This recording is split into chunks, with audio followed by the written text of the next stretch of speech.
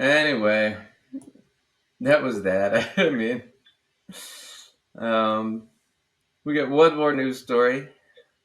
So, Florida, Ron DeSantis. Ron DeSantis finally announced he's running for president. Woo! That was about the fanfare he got. Right. Oh my God. So he's done that. So he did it. His announcement was on. It was an audio thing he did on Twitter with Elon Musk, and it failed like a couple times through the thing. So his announcement failed. So you launch the ship, right? You're showing the fanfare.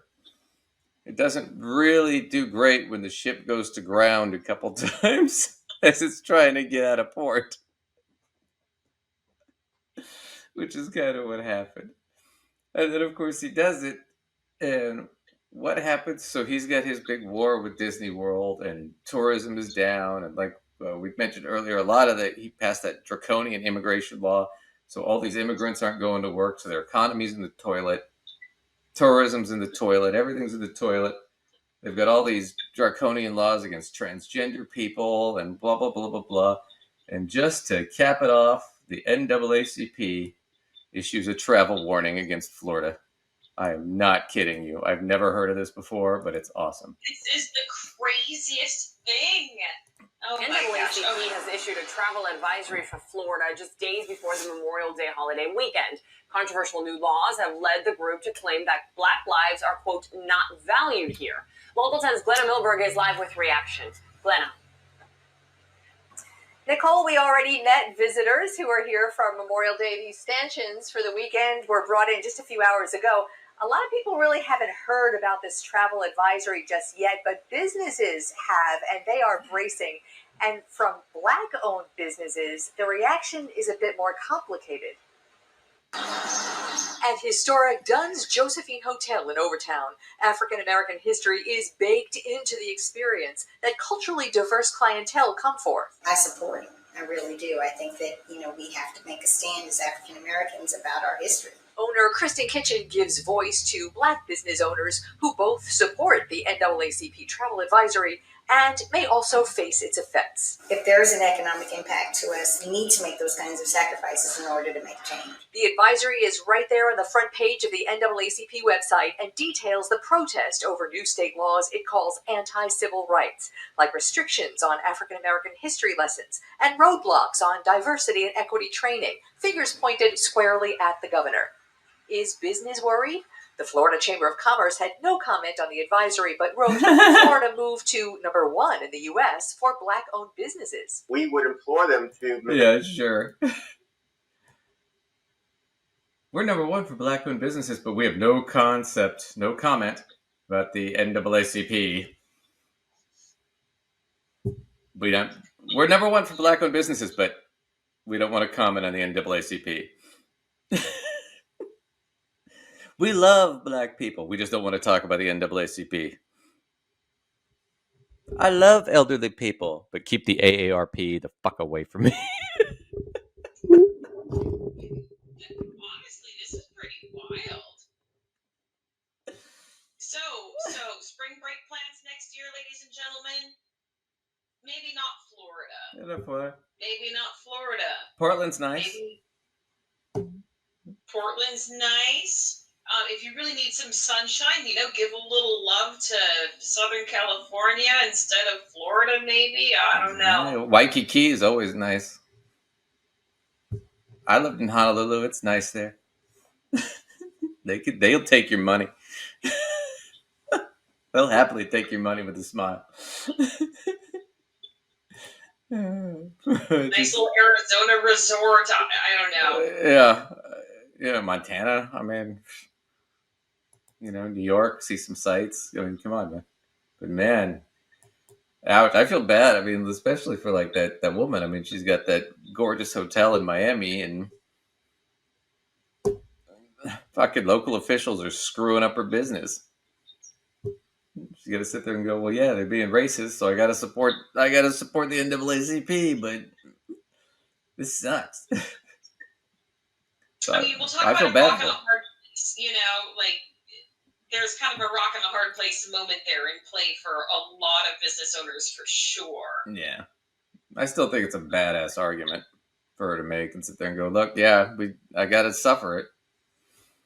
I'd rather suffer it than be on the wrong side of civil rights, man. You kind of got to get, yeah. You got to respect her for that, and I completely agree and respect her for it. I just also recognize it's got her between a rock and a hard place, and she's going with her moral compass more than her wallet. Yeah. But there's an element of concern over her wallet too. Yeah. Well, DeSantis is kind of a punk and he's a wuss. So just to have fun, he's decided to run for president. Trump has already issued an attack ad, and we're going to watch a little bit of this on the Majority Report, and they're going to make fun of it. So it's Sam Cedar. I can't wait. Yeah, Sam Cedar and Emma Vigilant. We're gonna let them rip into him, and we're just gonna go along for the ride a little bit here. Let's see if we can just skip to it a little bit, because he takes a while sometimes to get into this stuff. So here we go. Yeah, start with this. If you live in Oregon, you could I gotta lower clip your this. electric bill to less than $30 a month. How? Yeah, tell us how. DeSantis, when he looks over at his opponent, they're really keyed in, the Trump folks, in a way that the DeSantis people are not. DeSantis was struggling big time in his primary race for governor of Florida. Polls revealed DeSantis was failing so bad, he was losing by a staggering 17 points. Then DeSantis was saved by the endorsement of President Trump. Trump's support was so powerful, just days after the endorsement. Oh, pause it right there. Wait. Go back. Because Trump said, get a shot of DeSantis that Where he looks fatter than me. And here it is. That's a good point. He does. You see that? Yeah. He does look fatter than Trump in that photo. Yeah, he does. Even though he's a lot smaller than Trump. Yeah, get him busting out of his suit jacket. Yeah, there we go. DeSantis took a commanding lead that propelled him to being elected governor. I'd like to thank our president for standing by me when it wasn't necessarily the smart thing to do. You're welcome, Ron. Unfortunately, instead of being grateful, DeSantis is now attacking the very man who saved his career. Isn't it time DeSantis remembers how he got to where he is? Make America great again. Build the wall. Then Mr. Trump said, "You're fired." I love that part. Truth is, there's only one person who can make America great again. That's so great. They got him sucking up. Okay, honestly, it sounds like Donald Trump wrote that script himself.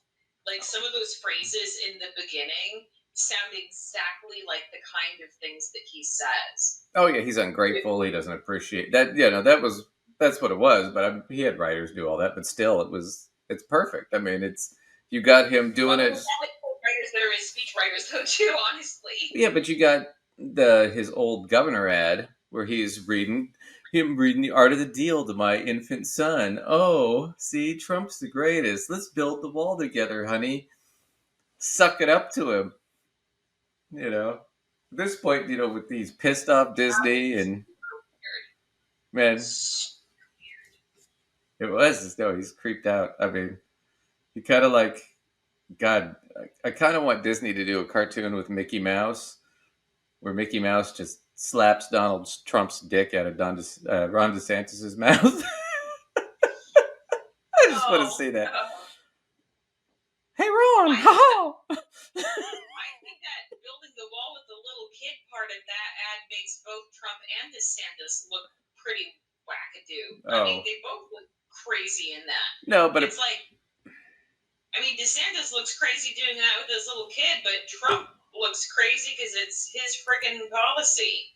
Yeah. Well, but that's just Trump, man. It's just, but it plays to his base, and honestly, DeSantis doesn't really have much of a base. I think he's just trying to play to Trump's base. I don't know what else he's going to do. What's he going to do? Play to the normal Republicans? He's attacking fucking Disney, one of the biggest corporations in America. Over what? Over they don't like his "Don't Say Gay" bill.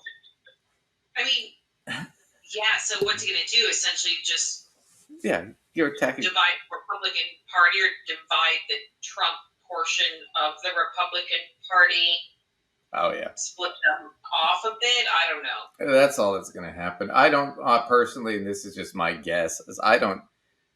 I see probably Trump's going to win the primary, but he's not going to have anybody left but his base, and Biden's going to smoke him, and it's going to be even more embarrassing than it was the first time.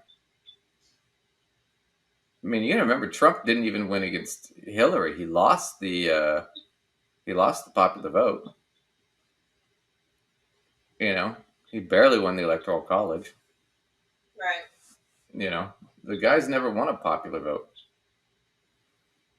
So, I mean, it tells you something when the last two Republican presidents we had both lost the popular vote.